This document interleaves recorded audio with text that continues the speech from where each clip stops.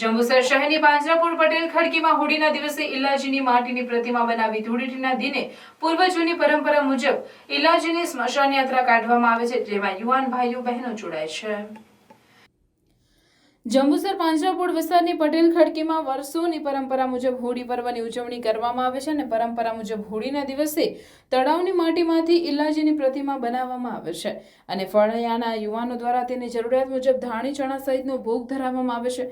ધૂળેટીના દિવસે પટેલ ખડકી તથા આજુબાજુ ખડકીના લોકો એકત્ર થઈને નમીમાં સુડાવી ફૂલહાર ચડાવી આરતી કરી સ્વજનની જેમ સ્મશાન યાત્રામાં કાઢી વિદાય આપવામાં આવે છે। લોકવાયકા મુજબ ઇલ્લાજી હોલિકાનો પ્રેમી હતો।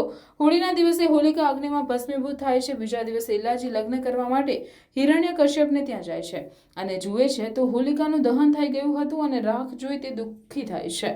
તેનું મન વિચલિત થયું અને ભાવવિભોર બની તે રાખમાં ખૂબ જ આરોટે છે અને અલગ અલગ કલરના ઉત્પન્ન થાય છે અને ત્યારથી જ આ ધૂળેટીના પાવન પર્વની ઉજવણી કરવામાં આવે છે, તેમ પાંજરાપોળ પટેલ ખડકીના યુવાનો જણાવી રહ્યા છે।